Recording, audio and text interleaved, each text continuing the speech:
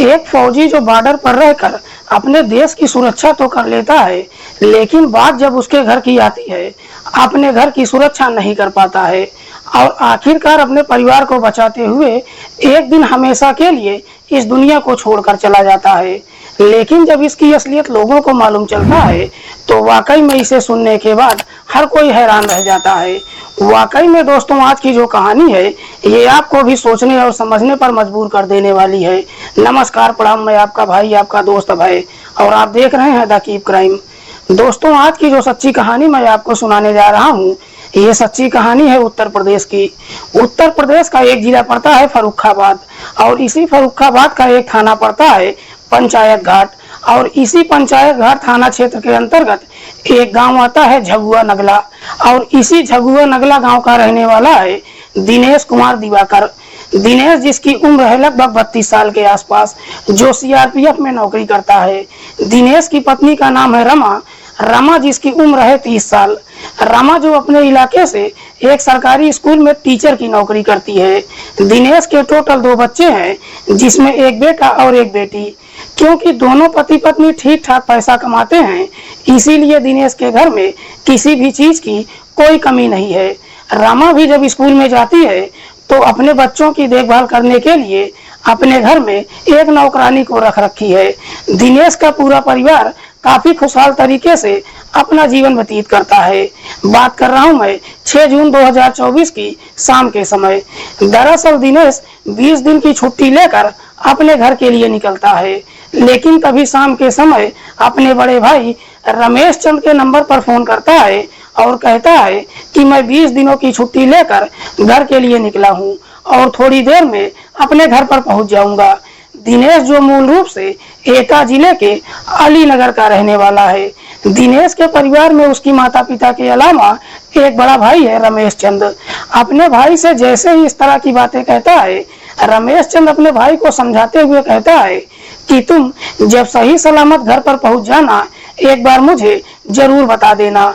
लेकिन देर रात भी जब दिनेश अपने बड़े भाई के नंबर पर फोन नहीं करता है, अब खुद रमेश चंद दिनेश के नंबर पर फोन करता है, लेकिन अब दिनेश का नंबर स्विच ऑफ बताने लगता है। बार बार फोन करने के बावजूद भी जब दिनेश के नंबर पर फोन नहीं लगता है, आखिरकार रमेश चंद दिनेश की पत्नी रमा के नंबर पर फोन करता है। इधर रमा को जब मालूम चलता है कि उसका पति 20 दिन की छुट्टी लेकर घर के लिए निकला है, ये जानकर रमा भी एकदम से चौंक जाती है। रमेश चंद से कहती है कि उन्होंने इस बारे में मुझे कुछ भी नहीं बताया है और न ही अभी तक घर पर पहुंचे हैं। इधर रमा को जैसे ही मालूम चलता है, रमा अब अपने पति के बारे में पता लगाने के लिए श्रीनगर सीआरपीएफ कंट्रोल रूम में फोन करती है और अपने पति के बारे में पूछताछ करती है। तो रमा को मालूम चलता है कि वाकई में दिनेश 20 दिन की छुट्टी लेकर वहां से निकल चुका है। देखते ही देखते पूरी रात गुजर जाती है। अगली सुबह तक ना तो दिनेश घर पर पहुंच पाता है और ना ही उसका मोबाइल ऑन ही हो पाता है। इसीलिए रमा के जितने भी जानने वाले होते हैं, सबके नंबरों पर फोन करती है और दिनेश के बारे में पूछताछ करती है, लेकिन बावजूद इसके दिनेश के बारे में कुछ भी मालूम नहीं चल पाता है। आखिरकार एक दिन का और समय गुजर जाता है। तभी अगले दिन 8 जून 2024 को इसी झगुआ नगला गांव के बाहर खेत में एक व्यक्ति का जला हुआ डेड बॉडी पुलिस को बरामद होता है। हालांकि इस बात की जानकारी जब रमा को मालूम चलता है, रमा घटनास्थल पर नहीं जाती है, क्योंकि रमा को पूरा भरोसा होता है कि शायद उसका पति अपने किसी दोस्त के पास चला गया होगा, आज नहीं तो कल वापस जरूर आ जाएगा। लेकिन रमा को जैसे ही इस बात की जानकारी होती है, रमा को भी अब अपने पति को लेकर चिंता सताने लगती है। इसीलिए रमा अपने दोनों बच्चों को लेकर अलीनगर अपनी ससुराल पहुंच जाती है और जब अपने जेठ रमेश चंद से गांव में मिली डेड बॉडी के बारे में बताती है, ये जानकर रमेश चंद भी काफी परेशान हो जाता है। दरअसल रमेश उस डेड बॉडी के बारे में पता लगाने के लिए 10 जून 2024 को फर्रुखाबाद के पंचायत घाट थाने में पहुंच जाता है और पुलिस वालों से कहता है कि साहब, आप लोगों को 8 जून को जो डेड बॉडी बरामद हुआ है, दरअसल मैं उस डेड बॉडी को देखना चाहता हूँ। पुलिस जब उस डेड बॉडी का फोटो रमेश चंद को दिखाती है। रमेश चंद उस फोटो को देखकर शिनाख्त कर लेता है और रोते हुए पुलिस वालों से कहता है कि साहब ये कोई और नहीं बल्कि मेरा ही छोटा भाई दिनेश है। रमेश जब इस बात की जानकारी अपने घर परिवार वालों को देता है, पूरे घर में मातम छा जाता है। रमेश जब डेड बॉडी का शिनाख्त कर लेता है, पुलिस रमेश से ही पूछताछ करती है कि क्या तुमको किसी पर शक है कि तुम्हारे भाई की हत्या कौन कर सकता है। इस पर रमेश थोड़ी देर सोचने के बाद पुलिस वालों से कहता है कि साहब मैं दावे के साथ तो नहीं कह सकता हूँ, लेकिन मुझे दिनेश की पत्नी रमा पर ही शक है, क्योंकि रमा को जब डेड बॉडी के बारे में मालूम चला था, रमा डेड बॉडी को देखने के लिए घटना स्थल पर भी नहीं पहुंची थी। और सबसे बड़ी बात यह कि पिछले कई महीनों से रमा और दिनेश के बीच में झगड़े तकरार भी होता रहता था। रमेश जैसे ही इस तरह की बातें पुलिस वालों से कहता है, पुलिस रमेश की ही तहरीर पर धारा 302 के तहत रमा के नाम पर नामजद मुकदमा दर्ज करती है और फिर रमा से पूछताछ करने के लिए अलीनगर उसकी ससुराल में पहुंच जाती है, जहां से रमा को अपनी हिरासत में लेकर थाने पहुंच जाती है और फिर रमा से उसके पति की हत्या के बारे में पूछताछ करती है। इस पर रमा पुलिस वालों को जवाब देती है कि साहब मुझे खुद नहीं मालूम था कि मेरा पति 20 दिनों की छुट्टी लेकर श्रीनगर से घर के लिए निकले हैं। भला मैं अपने पति की हत्या कैसे कर सकती हूँ। लेकिन पुलिस रमा की बातों पर भरोसा नहीं करती है, बल्कि उससे एक पर एक कई तरह के सवाल करना शुरू करती है।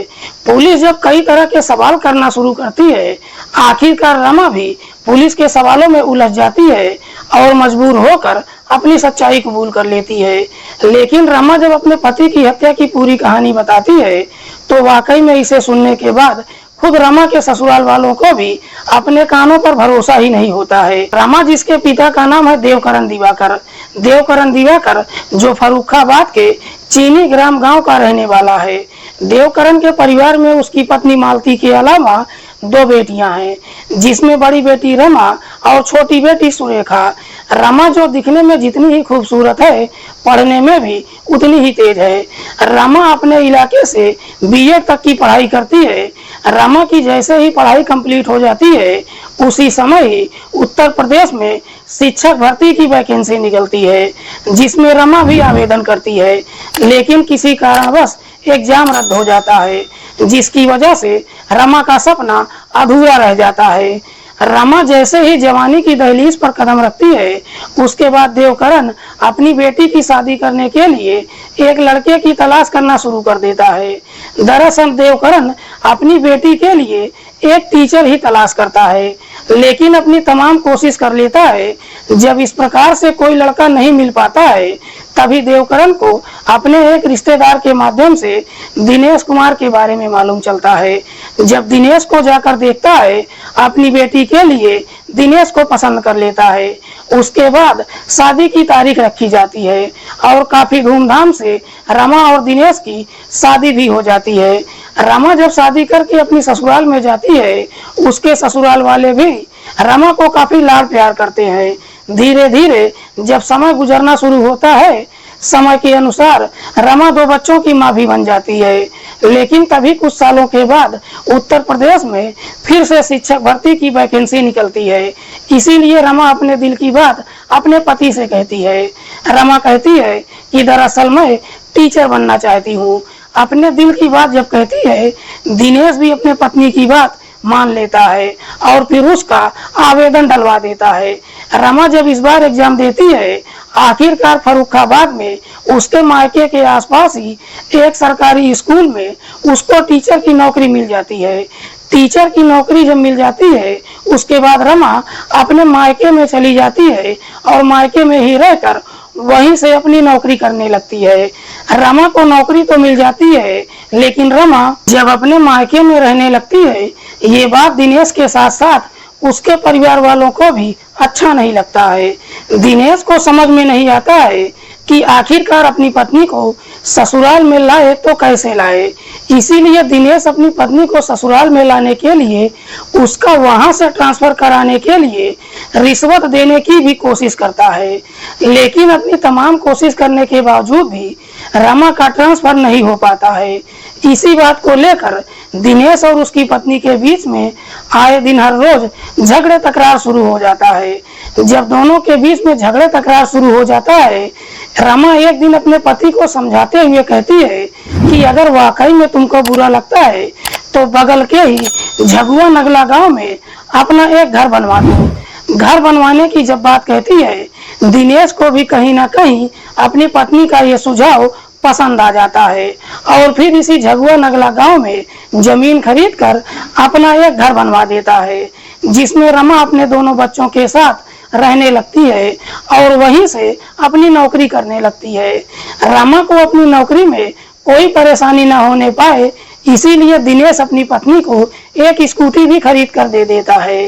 दिनेश जो सीआरपीएफ में नौकरी करता है, हर 4 महीने में 20 दिन की छुट्टी लेकर अपने घर पर आता है और अपने परिवार के साथ काफी खुशहाल तरीके से समय व्यतीत करने के बाद वापस अपनी ड्यूटी पर चला जाता है।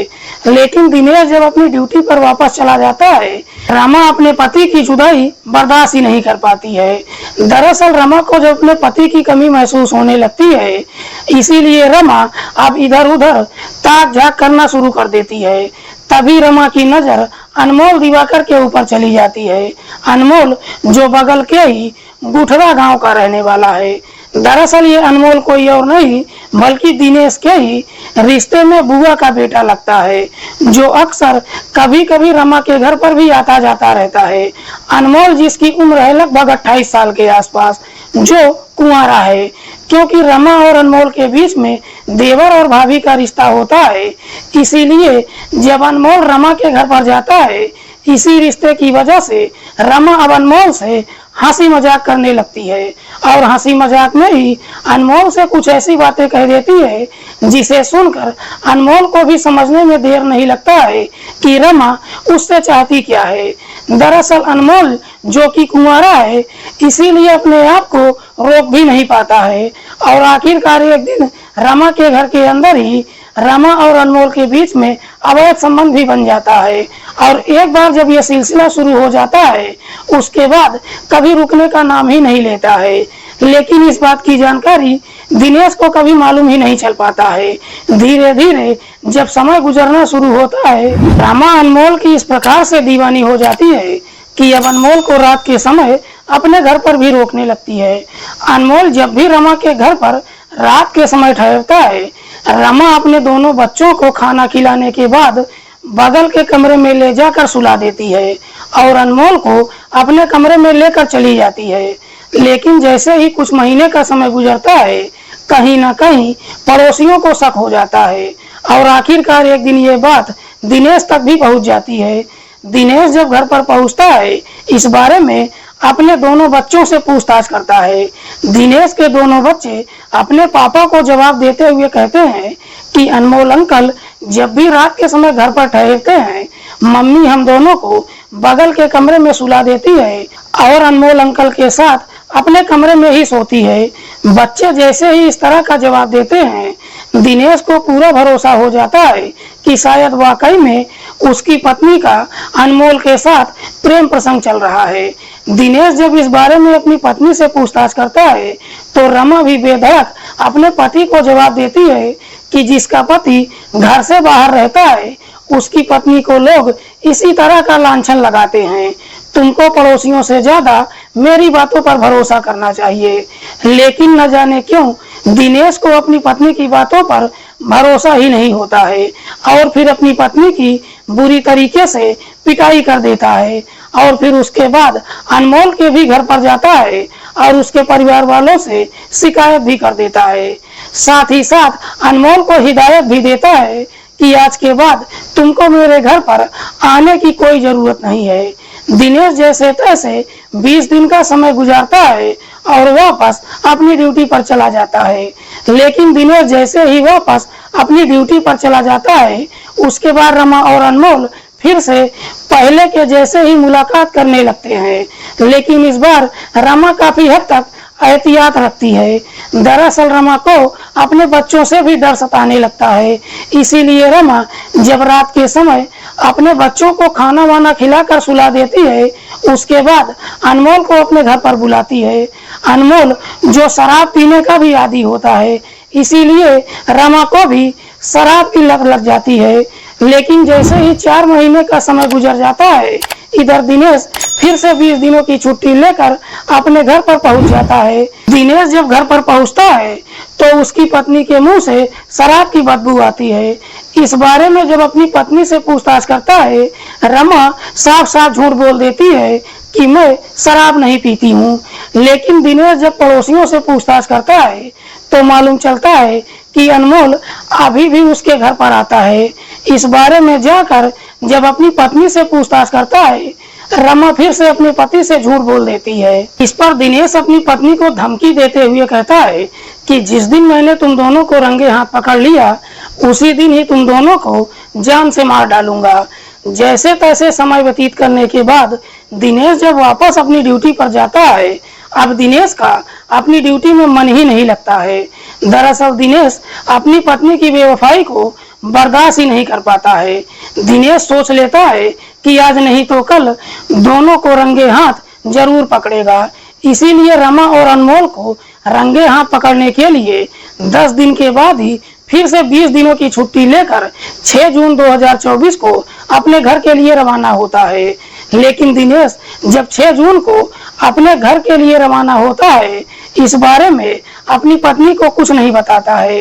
दरअसल दिनेश पहले ही सोच लिया था कि मैं रात के समय अपने घर पर पहुंचूंगा और दोनों को रंगे हाथ पकड़ लूंगा, और अगर मैंने दोनों को रंगे हाथों पकड़ लिया, दोनों का काम तमाम कर दूंगा।